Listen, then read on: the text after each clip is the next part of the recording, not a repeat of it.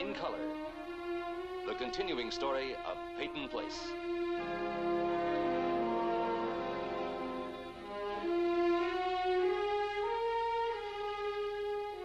Starring Dorothy Malone as Constance Mackenzie, Ed Nelson as Michael Rossi, Ryan O'Neill as Rodney Harrington, Barbara Parkins as Betty Anderson, Tim O'Connor as Elliot Carson, Christopher Connolly as Norman Harrington, Patricia Morrow as Rita Harrington, James Douglas as Stephen Cord.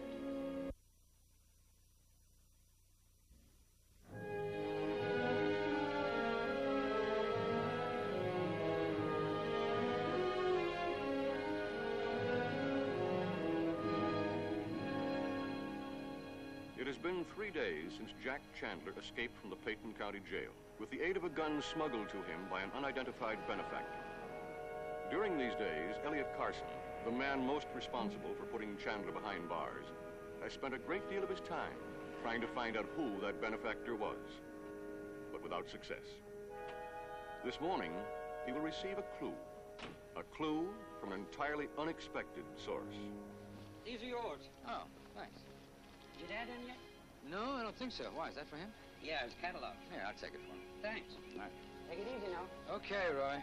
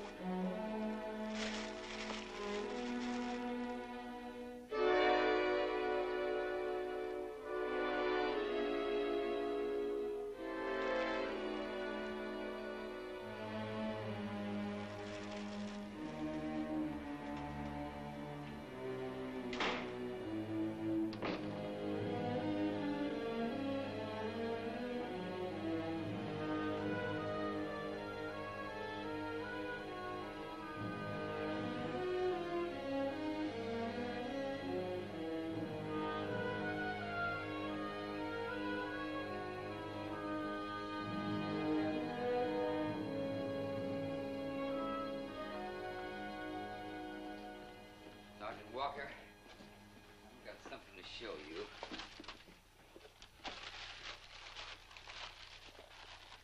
I got this in the mail this morning.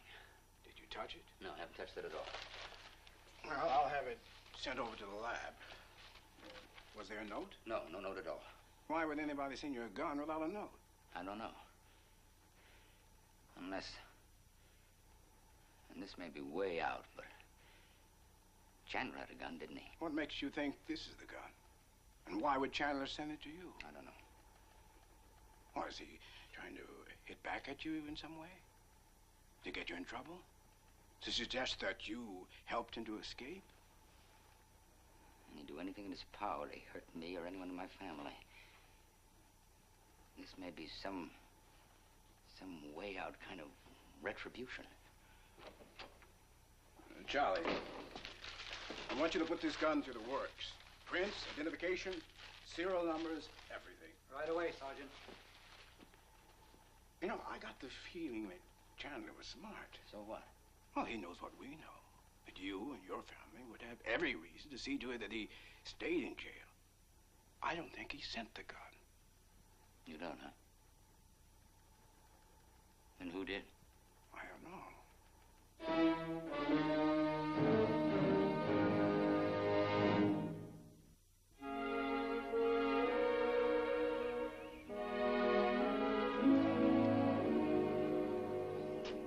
Okay, what kind of transportation would you like up to our hilltop paradise?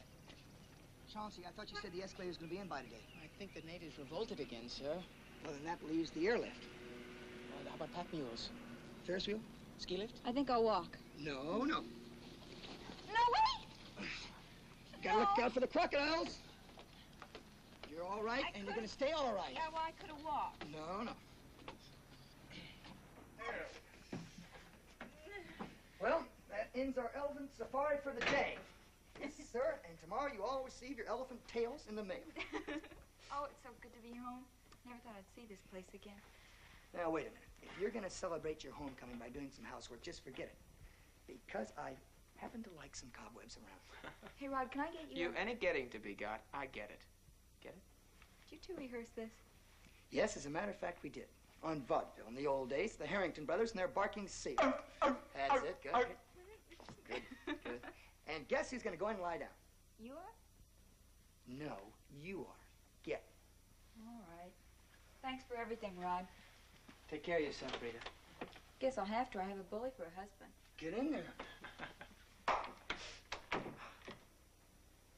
Hey, Norm, let me ask you something.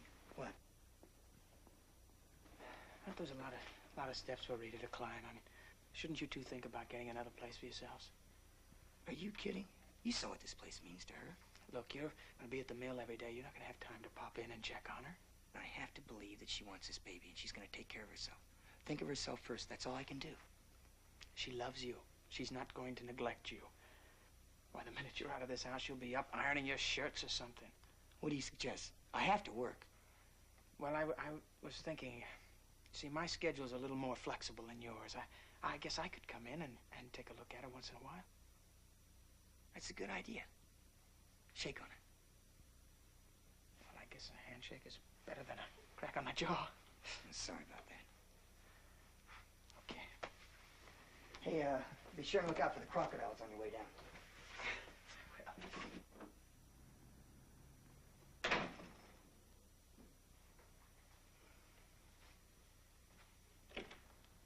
Rita?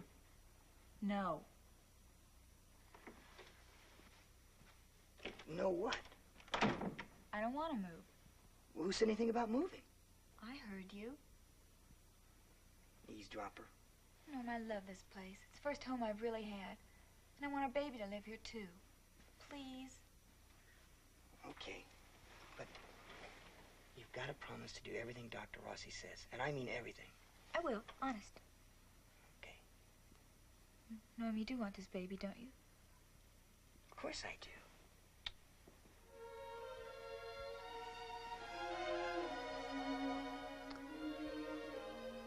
I love you. Morning, Mr. Harrington. Good morning. Any calls? Just one from the police station. Sergeant Walker. Did you say what he wanted? No, sir. Nothing else? That's all. Would you like your coffee now? No. Get Walker on the phone for me. Yes, sir.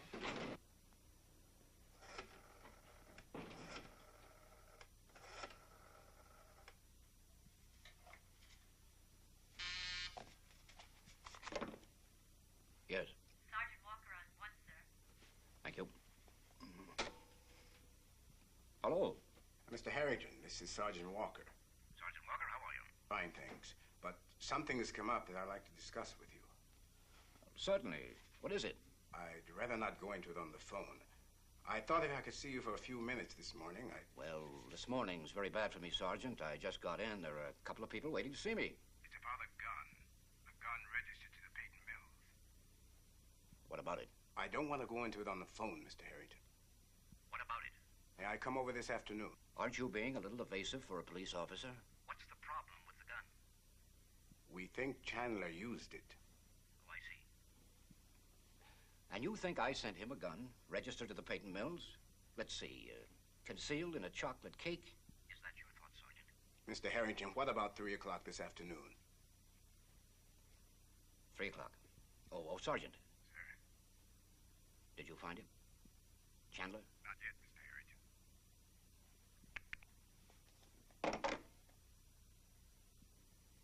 You got an appointment with him at 3 o'clock this afternoon, huh? Yes, but it's a police matter. Now listen. Chandler sent me that gun. I've got a right to be there. Look, I don't have to stand here and argue with you about rights and privileges, Mr. Carson. Now, you brought the gun to us. Now, we'll handle it.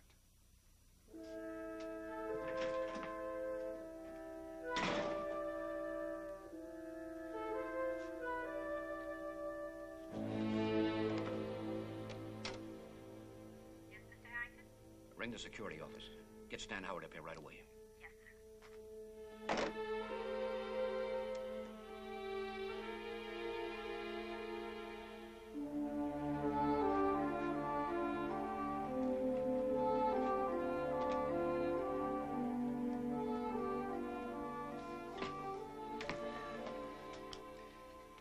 this, notes for possible trial brief. One original only, no carbons. Oh, and be sure this belt is completely erased. It is established law that a will has no legal significance until the maker is deceased. Personal note. Precedents abound. Paragraph, please. With reference to specific demonstrations of forgetfulness, see... Who is it? Oh, Mike. Thanks for coming. Sit down. Stephen, look, I can't stay. I know you're busy. I appreciate you. Stephen, I didn't come over here because you asked me to. Look, I don't want to become involved.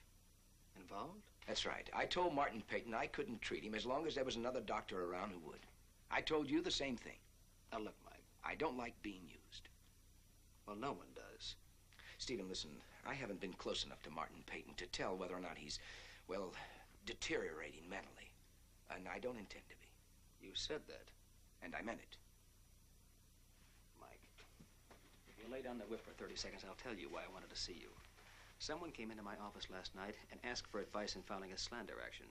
I was a little surprised to hear the target I was being asked to shoot at was Dr. Michael Rossi. Adrienne Van Leyden, huh? Aren't you surprised? No, not really. Did you take the case? I can't. Friendship? Partly. And? You don't want to be involved with Martin Peyton. I don't have any choice. I was involved the day I was born. Now, who is Adrienne Van Leyden? I don't know. Well, you know enough to worry her into a slander suit. Look, anything I've said about her, I've said to her face. She told me what happened at the house. Well, then you know how we feel about each other. I want you to tell me. Why? Look, I'm not going to drag you into anything, Mike. You're the only key I have. I want to know why my grandfather brought her here. I want to know why she came. I want to know something about her, anything. Stephen, any relationship I had with her or Dr. Van Leyden is going to have to stay my business. She's asked me to charge you with slander. She's willing to make your relationship a public matter. And that's her business. Wait a minute, Mike. Stephen, listen. Deal me out.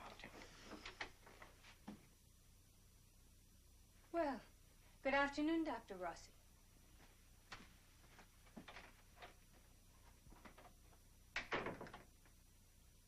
You'd think a doctor would be a little more concerned about his blood pressure.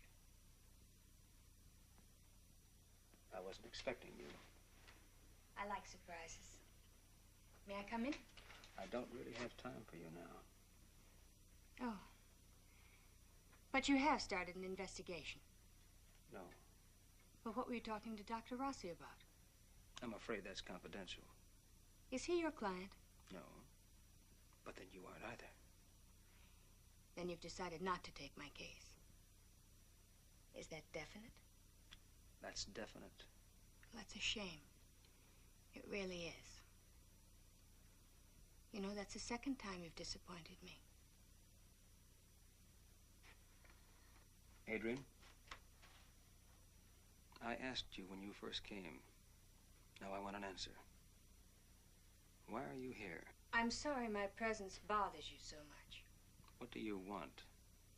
Just a start. Just a fresh start.